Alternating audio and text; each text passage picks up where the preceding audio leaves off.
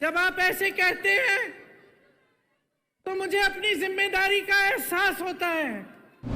और आप अभी भी आशा रख रहे हैं कि उनकी तरह कोई आपकी मदद करे। और आपके सामने जब मैं खड़ी होती हूँ तो ईमानदारी से मैं सच बोलना चाहती हूँ और मैं यही कहना चाहती हूँ जिसमें आपकी भलाई है, क्योंकि 5 साल बाद फिर से आपके जज्बातों पर वोट मांगेंगे, अपने काम पर वोट नहीं मांगेंगे, विकास पर वोट नहीं मांगेंगे। ये जो bye bye Modi, bye bye KCR आपने लिखा है, आप एक सरकार को चुनते हैं तो अगर आप जागरूक नहीं बनते, अगर आप ये नहीं देखते कि इस सरकार ने हमारे लिए क्या किया, कैसी स्कीम्स बनाई, हमारी आज परिस्थितियां कैसी हैं, पहले से सुधरी हैं कि पहले से ज्यादा मुश्किल परिस्थितियों में हैं हम, और उस जागरूकता के साथ आप नई सरकार नहीं चुनेंगे, तब नुकसान किसी नेता का नहीं होगा बहनों और भाइयों, नुकसान आपका होगा, नुकसान मेरी बहनों आपका होगा, आपके बच्चों के भविष्य का होगा। तो ये चीजें बहुत गहराई से आपको समझनी चाहिए। आपने अपना पूरा आंदोलन देखा, आज आप यहाँ पे जब मुझे कहते हैं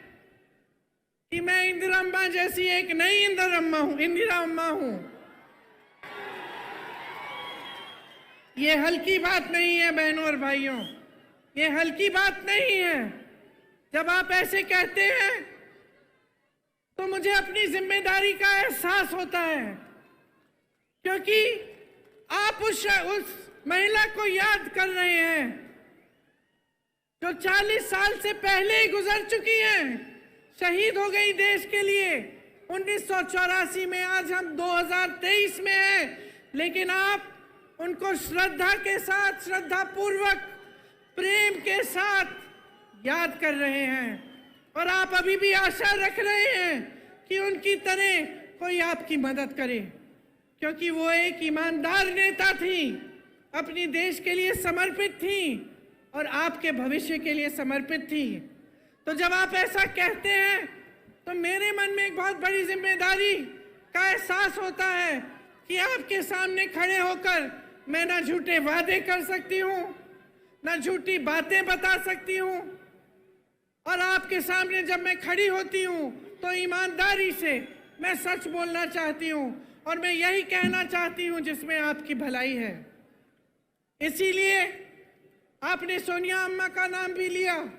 और आपको मालूम है कि आपके प्रदेश को बनाने में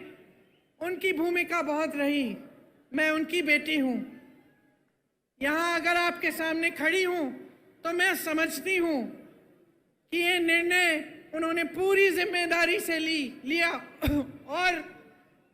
वे भी आपके लिए आजीवन समर्पित रही। तो अब आपकी भलाई की बात क्या है? आपकी भलाई की बात यह है कि आप एकदम जागरूक बने।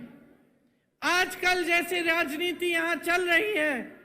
पूरे देश में कि काम कोई नहीं कर रहा है,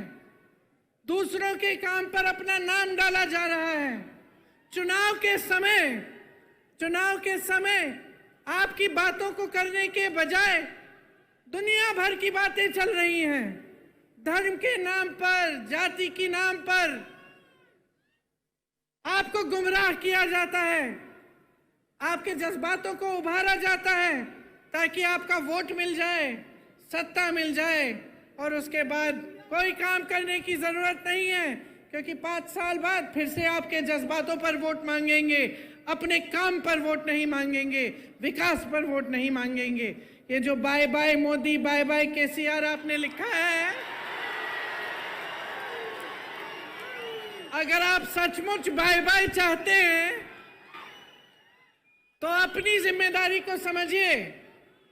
जो पार्टियां आपको बता रही हैं उनको परखिए,